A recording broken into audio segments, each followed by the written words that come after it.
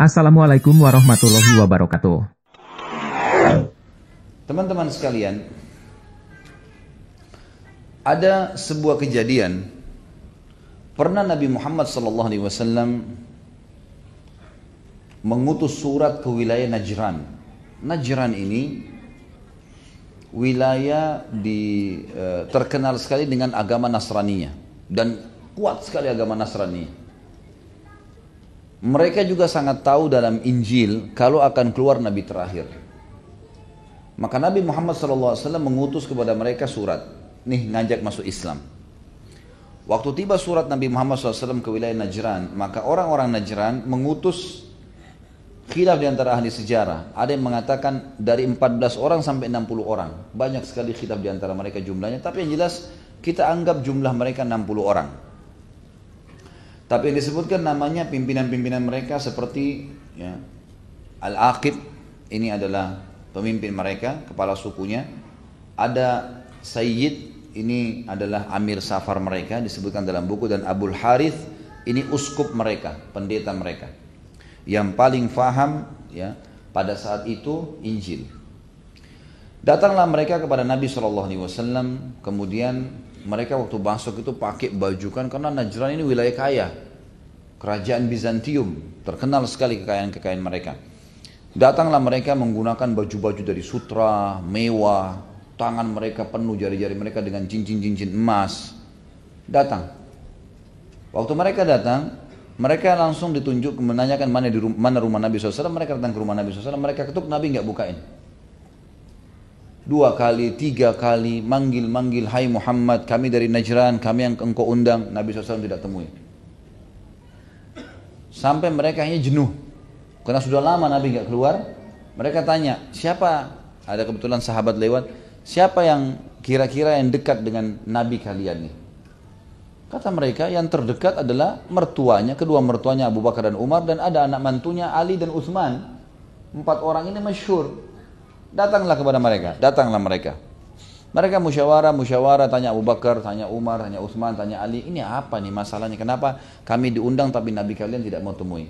Waktu itu Ali bin Abi Thalib jeli melihat ternyata penampilan mereka sangat mewah. Baju-baju sutra, cincin emas semua dipakai. Memang terlalu seperti kerajaan, orang-orang kerajaan yang datang. Kata Ali, kemungkinan Nabi SAW tidak mau temui kalian karena pakaian kalian. Coba ganti bajunya. Ganti bajunya, lepas perhiasan kalian emas ini, baru nanti coba kalian ketuk kembali rumah Nabi SAW. Mereka ikutinlah. Mereka buka semua, mereka pakai baju, beli bajunya kaum muslimin di Madinah, baju yang sederhana dipakai sama mereka, cincin emasnya semua dibuka, kemudian mereka baru ketuk. Waktu mereka ketuk, Nabi SAW bukain. Lalu ditemui oleh Nabi SAW. Karena tadi Nabi ingin memberikan pelajaran kepada mereka, kalau mau bertemu dengan saya bukan begini caranya.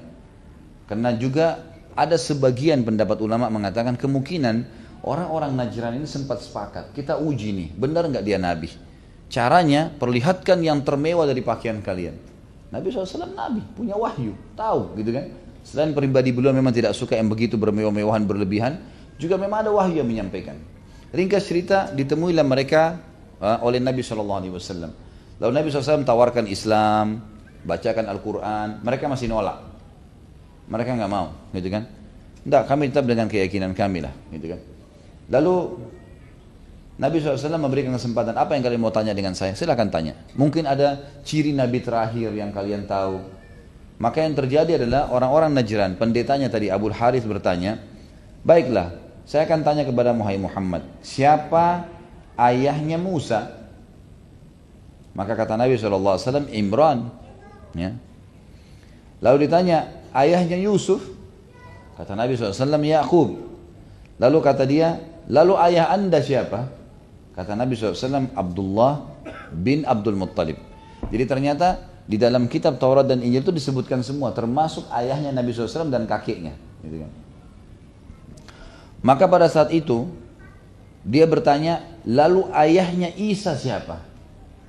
Ini yang dia ingin titik beratkan sebenarnya. Karena mereka mengatakan Isa anak Tuhan. Lalu Nabi SAW menjawab pada saat itu karena datang turun ayat Al-Quran, surah Al-Imran ayat 59.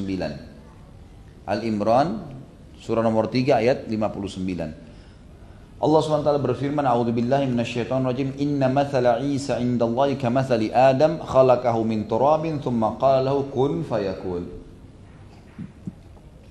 Sesungguhnya perumpamaan penciptaan Isa di sisi Allah seperti penciptaan Adam. Dia menciptakannya dari tanah, kemudian dia berkata, jadilah, maka jadilah sesuatu itu. Waktu dijawab ini oleh Nabi SAW kepada Abu Harith nolak.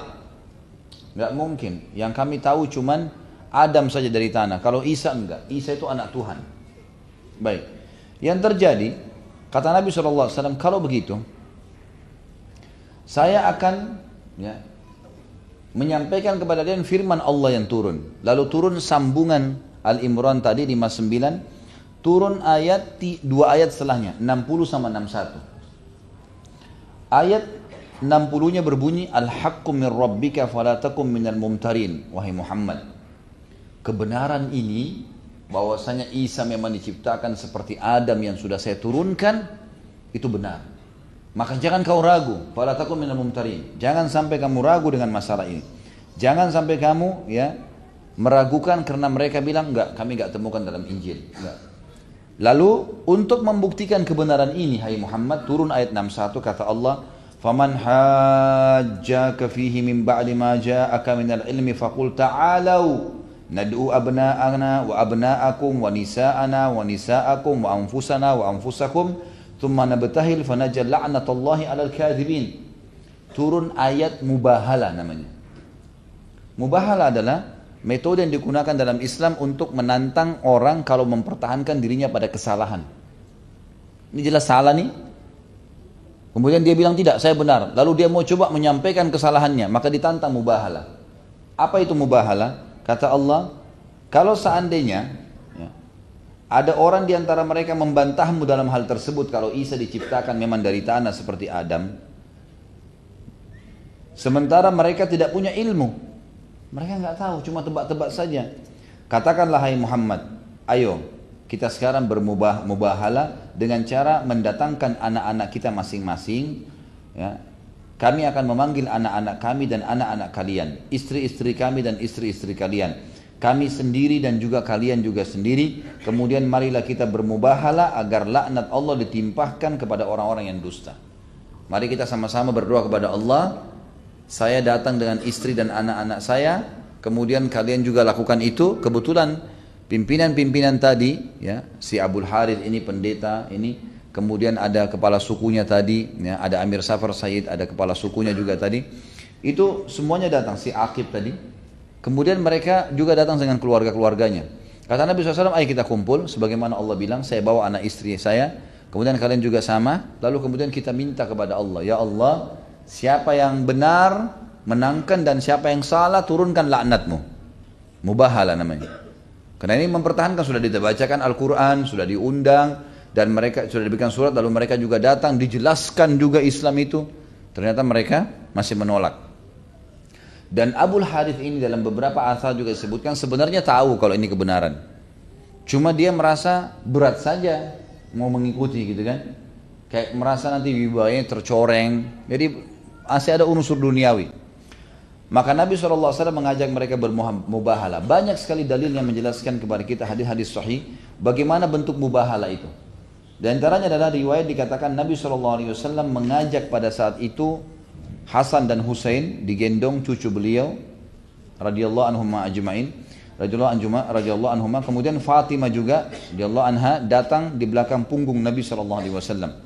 Tapi dalam riwayat ini Nabi SAW dalam riwayat ini khusus tidak mendatangkan istrinya.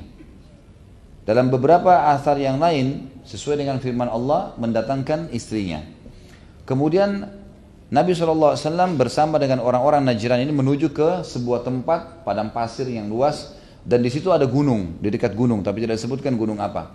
Lalu Nabi SAW mulai mengambil posisi yang berhadapan dengan mereka. Pada saat itu sudah akan terjadi, tiba-tiba saja langit menjadi gelap dan seperti ada lingkaran asap hitam yang besar sekali berputar di atas gunung yang ada di dekat Nabi antara Nabi SAW dengan mereka. Jadi seakan-akan memang ada azab yang siap turun pada saat itu. Maka melihat kejadian tersebut, seluruh orang Najran ketakutan. Ketakutan mereka. Lalu musyawarah, kata Abul Harith sama Akib. Setelah mereka musyawarah, mereka berkesimpulan ini nggak bisa. Kalau dia betul Nabi, berbahaya nih. Kalau dia Nabi, maka kita kena laknat, bukan cuma kita. Sampai anak keturunan kita semua kena laknat. Bahkan bulu di badan kita ataupun kuku kita ini akan semua gugur, hancur. Kalau kena laknat, ini mubahala bukan main-main kalau sudah Nabi. Gitu kan? Maka mereka pun minta kepada Nabi SAW, sudahlah Muhammad, kami tidak mau bermubahala, tapi kami ya ikut dengan hukummu. Bukan masuk Islam ya, masuk Islam tidak mau, tapi kami mau ikut dengan hukummu. Kata Nabi SAW, kalau kalian tolak Islam, kalian harus bayar jizyah. Kalau kalian tolak, maka terjadi peperangan. Maka mereka bilang, kami pilih jizyah. Maka Nabi SAW pun pada saat menentukan jizyah dari mereka. Nah, pada saat Nabi SAW menentukan jizyah, kebetulan karena banyak sekali. Ini satu Najran, satu negeri besar. Setiap kepala harus bayar. Diambil oleh pemberian sebagai upeti. Kata Allah, hatta yu'tul jizyah jadi hum saghirun. Sampai mereka membayar jizyah sementara mereka itu terhina. Karena menolak kebenaran. Karena banyak, maka kata ya, Akib dan Abul Haritha, pimpinan mereka dengan juga pendetanya, ya, uskupnya mengatakan, "Hai Muhammad, utuslah kepada kami orang yang paling kamu percaya, karena ini tidak main-main ini. Ini jizyah ini besar sekali. Harus orang yang amanah benar." Gitu kan? Maka keluarlah hadis yang masyhur, hadis riwayat Imam Bukhari. Kata Nabi SAW, "La'abba'athanna ma'akum rajulan aminan haqqa amin." Saya pasti akan, demi Allah saya akan utus kepada kalian seorang laki-laki, bukan cuma amin, tapi haqqal amin. Di atasnya amin itu. Di atasnya orang yang terpercaya. Pimpinannya orang terpercaya. Pimpinannya orang amanah. Pimpinannya orang wibawa. Pimpinannya segala-galanya. Gitu kan? Orang yang jujur.